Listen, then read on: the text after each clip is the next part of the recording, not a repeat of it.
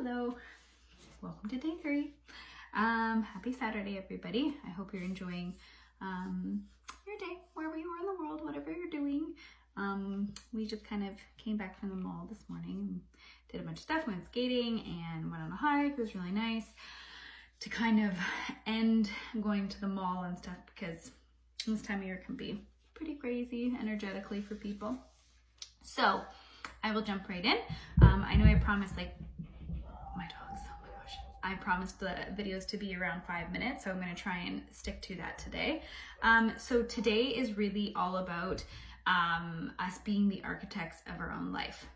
And so I kind of explained it, I think it came up in the last 2 videos, but this idea, and maybe I'll try and get a little bit more clear. So like I said, Earth is school and we reincarnate many times and we're all gonna play different roles. Sometimes we play the abuser, sometimes we play the victim, sometimes we show up in this world and are extremely wealthy and learn about the arts, and sometimes we choose to come in really hard times and learn the ways of addiction and the impact that has on family.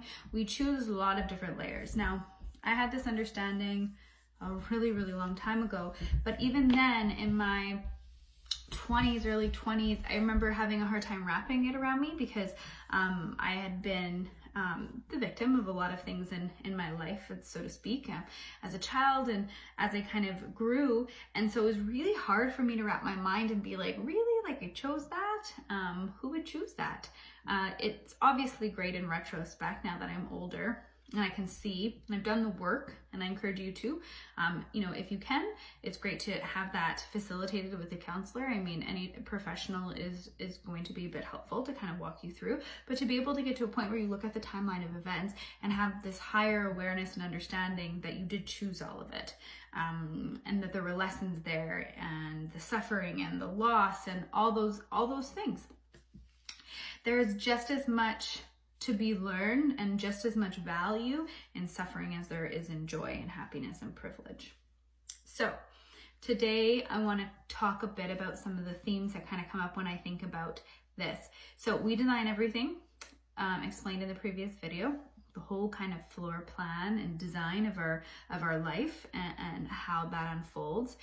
But what often happens is as we are human and we get really impatient because we want things to happen in a certain way and rapidly, and we don't like being stagnant, we don't like being stuck, we don't like being in limbo. So oftentimes we come like curse to the universe and spirit and God and whatever it is that you align with, yelling and screaming, being like, fix this, like I need this, I want this, how do, like I'm really looking for, a new job and this and money and why, and we almost go up and kind of fight the floor plan that we decide and we beg to renovate it.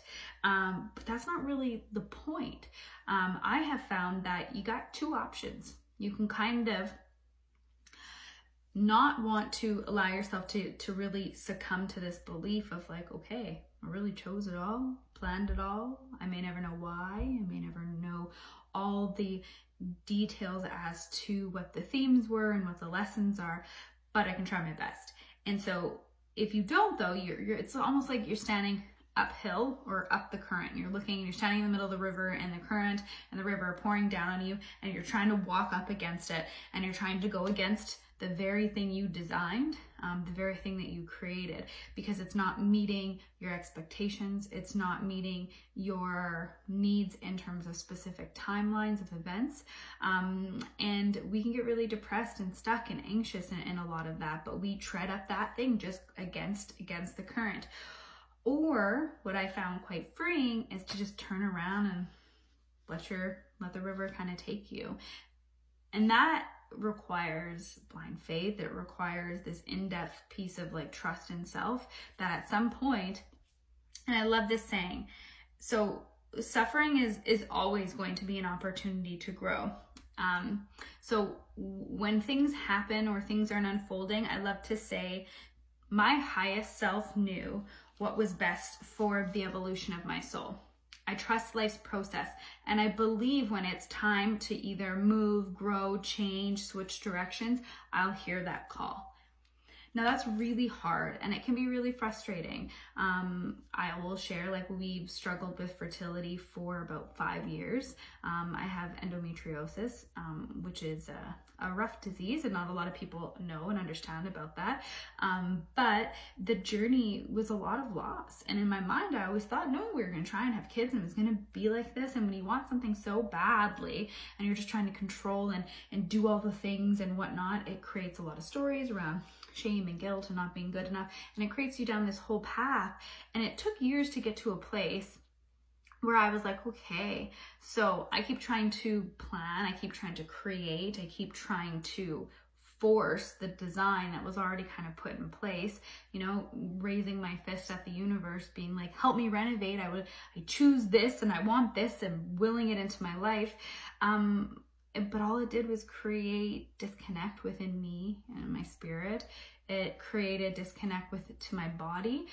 It created a lot of stress and anxieties and these illogical kind of thought processing around where I think I should be or where I thought I should be. So it's quite freeing to really get to a place of trust. It's like this version of Kayla, this 2.0, this higher version of me chose all of this. And I really want to believe that she knew exactly what she was doing. And it's the same for all of you. Your higher self knew exactly what you were doing. And it may not always feel and look like you think it should from a human perspective, but I promise you it is exactly what you need and where you're supposed to be, even in the hardest of times. And that's kind of been something that allows me to kind of bounce back and carry this, maybe optimistic would be a word that people might use about me, perspective around when things show up. When you get kind of knocked down, so to speak, in life so many times, it's like just becomes this repetitive thing of frustration with life and life's process. And then eventually it gets draining and exhausting, and you kind of ask for like a bigger, larger understanding. And so a few other things I wanted to share is around free will. And so when I was writing, my guides were talking about free will, and they said it's basically the right to choose. There's no wrong choices, but there's always one that will connect you with your highest self. It takes deep understanding of truth to know which is which. And I think we're kind of all on that journey. I think especially teens, 20s, 30s, even sometimes even 40s and even to 50s. But life and the constructs of like society really get in the way, and relationships and parenting and all this jobs, and they kind of create all this like muddled, distorted version of who we are. And it's really hard to align with your truth. And it's really hard to connect with that. And I always deem the truth as like the chest down. It's like our intuition. It's that gut instinct. It's that feeling. It's like when I know that I say like I love my daughter, I feel it in here. I don't think about it. I feel it into my body. And so when opportunities come up to choose, there are no wrong choices. Like they said, the free will is the only thing that we get as a human, and it is our right. So we do choose. There's no wrong. I always say people, we choose kind of this path in our life. And when we have the opportunity to choose, we sometimes choose things and it might not really align with ourselves. And really the choice that kind of gets us closer to where we want to go might be A, but because we haven't really maybe done the work to really align with what our truth is and what feels the best for us, we might choose like B or C. Neither are wrong, but they're just going to take us down alternate kind of routes with different kind of lessons, and kind of will eventually merge all the way back. But sometimes when we go too far, I had this, like my guides told me, I remember it was like the first time I kind of dipped into depression, and it was kind of that. It's like you're so far off your kind of alignment and your truth that you veered so far by all these choices that you're just so far away from you. And that's why I've always loved being depressed. And I remember my husband laughing at me when I said that, but it was an opportunity for me to be really raw and vulnerable and be like, how did I get so far away from myself?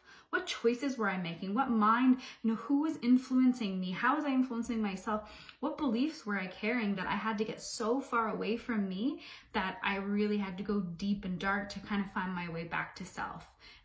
Every time you find your way back to self, you have like this much of learning and this much understanding and that more closeness with you, right? It's just like going on a vacation with a bunch of friends or people you don't know. By the end of that vacation, you're definitely going to know them a lot more, whether they serve you, whether they don't. So Another thing I just want to say is we kind of get caught up in this too, and I remember I have, especially working in the helping field, is pain and suffering. Why do people choose pain and suffering? Why do people choose all of it? And what did I write? My glasses. So pain and suffering in the world chosen. If we can help, we can help. So really, actually, we're always all here to serve. Every single person on this planet is to serve, and it's in some way, it's like that giving selflessly to people. And sometimes it's through volunteers, sometimes it's through the actual job that we do. Teachers are great servers, just anybody of service in the world when you're helping, somebody or something. We're all intended to serve the greater good. But this is the beauty, because we look around, and I think especially maybe Nanaimo, Vancouver Island, and there is such poverty in BC. There is such, there's so many layers in terms of addiction and mental health and trauma, intergenerational trauma, and domestic violence and all of that. And you kind of like get so overwhelmed with humanity and think, why would anyone choose that? Why? And as somebody who's gone through the depths of a lot of those places, it's because our part of our higher self knew we would always find our way back. Don't get me wrong, there are people whose human part, I always think 50, I'm 50 human, 50 soul.